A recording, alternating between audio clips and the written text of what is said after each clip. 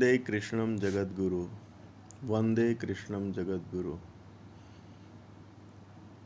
भारत की पुण्य भूमि पर निर्गुण निराकार ब्रह्म समय समय पर सगुण साकार रूप में प्रकट होते रहे हैं।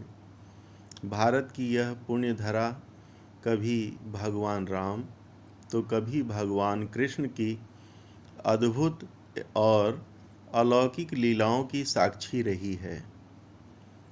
यह पुण्यधरा युगों युगों से ऐसे संतों, ऋषियों, मुनियों, योगियों की कर्म भूमि और तपोभूमि भी रही है, जिन्होंने विभिन्न योग साधनाओं के द्वारा सगुण निर्गुण ब्रह्म की उपासना के द्वारा ब्रह्म का साक्षात्कार किया। उन्होंने अपने अमृत ज्ञान से पूरी मानवता को अभिसिंचित किया, आनंदित किया एवं आह्लादित किया। संतों की उसी पावन पुण्य परंपरा में संत तुकाराम का नाम भी बड़े आदर से लिया जाता है। तुकाराम महाराष्ट्र के एक महान संत थे। उनका जन्म देहू नामक गांव में भागवत भक्तों के एक पवित्र कुल में सन 1608 में हुआ था। इनके माता पिता का नाम कनकाबाई और बोलोजी था। तुकाराम में बचपन से ही वैराग्य की भावना बहुत थी। माता पिता तथा बड़े भाई की मृत्यु के बाद इनके दुख की कोई सीमा न रही। वहीं आर्थिक तंगी भी चरम पर थी, पर अभाव में भी इनकी उदारता देखते ही बनती थी। एक बार वे खेत से गन्ने लेकर आ रहे थे।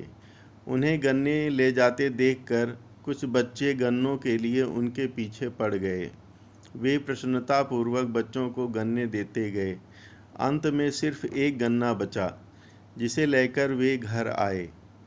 उनके हाथ में मात्र एक गन्ना देखकर भूखी पत्नी को बड़ा क्रोध आया। उसने क्रोध में उसी गन्ने को उनकी पीठ पर दे मारा। उस एक गन्ने के 2 टुकड़े हो गए। इस पर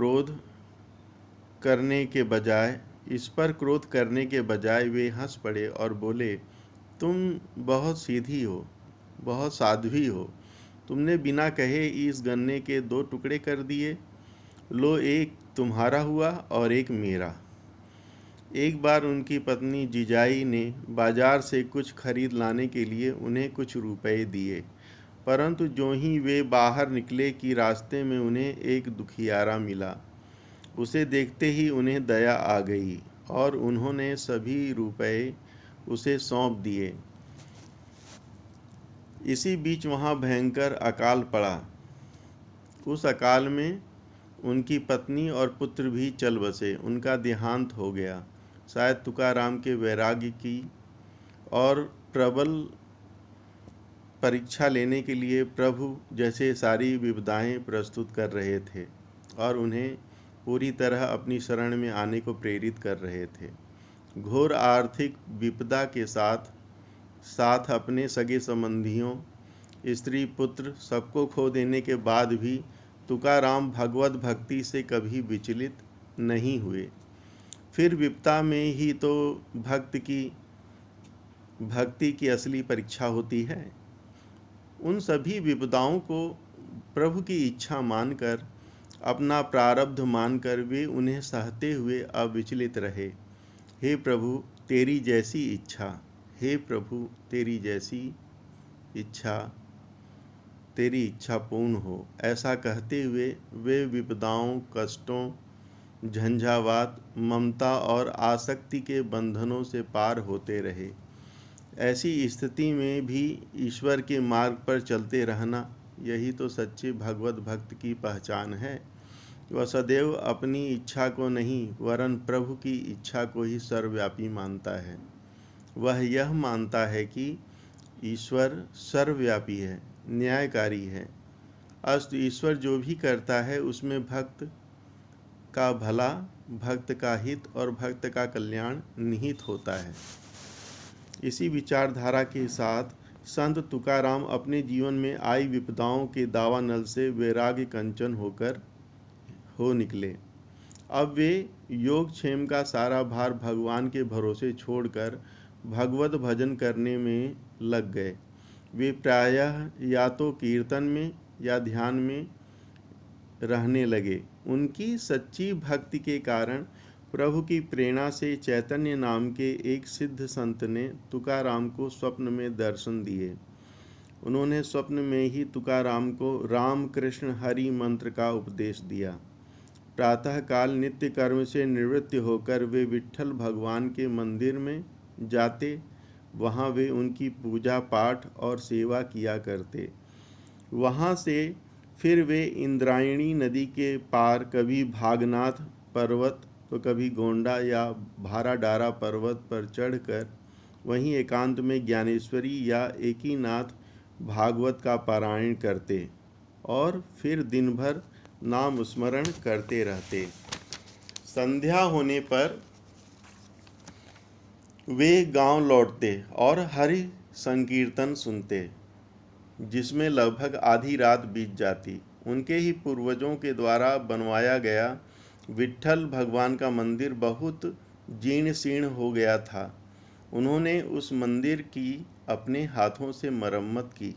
तुकाराम ने साधना के दौरान संत ज्ञानेश्वर और नामदेव जैसे पूर्वकालीन संतों के ग्रंथ का बहुत ही गहराई और श्रद्धा से अध्ययन किया था, स्वाध्याय किया था।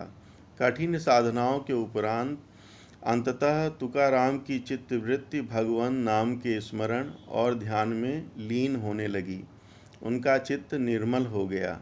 जब साधक का चित्त निर्मल हो जाता है तब उस पर भगवान का अनुग्रह, अनुदान, वरदान बरसना भी शुरू हो जाता है। भगवान भी उसे अपना यंत्र उपकरण बना लेते हैं, उसे भागवत कार्य सौंपने लगते हैं। तुकाराम ने भी अब भगवान के यंत्र उपकरण बनने की पात्रता प्राप्त कर ली थी। भगवत कृपा से कीर्तन करते समय उनके मुख से अभंग वाणी, ईश्वर की वाणी प्रस्फुटित होने लगी।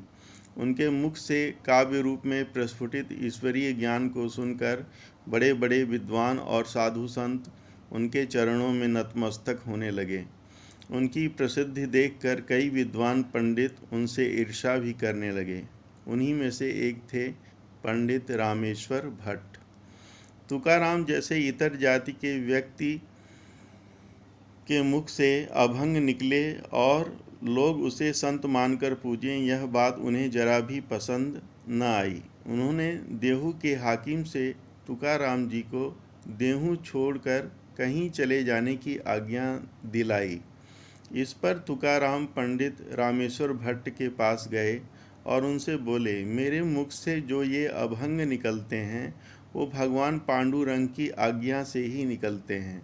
आप ब्राह्मण हैं, आपकी आज्ञा है तो मैं अभंग बनाना, ईश्वर पर आधारित कविताएं रचना छोड़ दूंगा, पर जो अभंग बन चुके हैं और लिखे गए हैं उनका क्या करूं? भट्ट जी ने कहा, उन्हें नदी में डुबो दो। पंडित जी की आज्ञा सिरोधार्य कर तुकाराम ने ऐसा ही किया। सारी अभंगें इंद्रायणी की धारा में डुबो दी गईं, पर ऐसा करने से तुकाराम का हृदय बहुत व्यथित हुआ। भागवत प्रेम उद्गार रूपी अभंगों को डुबोकर वे बहुत व्यथित हुए। उन्होंने अन्न और जल का त्याग कर दिया। वे विट्ठल भगवान के मंदिर के सामने एक शिला पर बैठ गए, इसी प्रण के साथ कि या तो अब भगवान मिलेंगे या इस जीवन का अंत होगा। इस प्रकार कठोर प्रण के साथ भक्त तुकाराम श्री पांडुरंग श्री विट्ठल भगवान के साक्षात दर्शन की लालसा लिए एक शिला पर बैठ गए। वे बिना खाए पिए 13 दिन और 13 रात वहीं पड़े रहे। अंततः तुकाराम की सच्ची भक्ति को देखकर भक्त वत्सल भगवान निर्गुण निराकार ब्रह्म सगुण साकार रूप में प्रकट हुए। तुकाराम के हृदय में तो वे पूर्व से विराज ही रहे थे। अब वे बाल वेश धारण कर तुकाराम के समक्ष प्रकट हो गए। तुकाराम भगवान के चरणों में गिर पड़े। भगवान ने उन्हें दोनों हाथ से उठाकर छाती से लगा लिया। तत्पश्चात भगवान ने कहा, हे पुत्र, मैंने तुम्हारे अभंगों की बहियों को नदी की धारा में सुरक्षित रखा था। आज उन्हें तुम्हारे भक्तों को दे आया हूँ। यह कहकर भगवान फिर अंतर्ध्यान हो गए। प्रभु के साक्षात्कार के बाद तुकाराम का शरीर 15 वर्षों तक इस लोक पर रहा। वे जब तक रहे, उनके मुख से सतत भगवत अमृत धारा बहती रही। उस धारा में नहा नहा कर उनके उपदेशों को सुन सुनकर लोग कृतार्थ होने लगे। वे प्रायः लोगों को सांसारिक माया मोह से मुक्त होने का उपदेश देते और कहते, बार बार तुम क्यों मरना चाहते हो? क्या इससे छूटकर भागने का कोई उपाय तुम्हारे पास नहीं है? अरे भाई, यह शरीर बड़ा अद्भुत है। यह ईश्वर को पाने का साधन है। इस साधन से भला क्या नहीं प्राप्त हो सकेगा?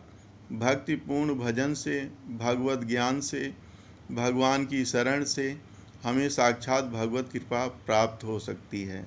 हमें भगवान प्राप्त हो सकते हैं। वे प्रभु हमारे हृदय में आ विराज सकते हैं। फिर उसी से हमारा जीवन धन्य होगा। संत तुकाराम द्वारा दिखाया गया भगवत प्राप्ति और माया से मुक्ति का मार्ग हम सबके लिए भी सुलभ है। हम भी इस मार्ग पर चलकर भगवत कृपा प्राप्त कर सकते हैं। हम स्वयं को माया, मोह और प्रपंचों से मुक्त कर सकते हैं। वंदे कृष्णम जगद्गुरु, वंदे कृष्णम जगद्गुरु।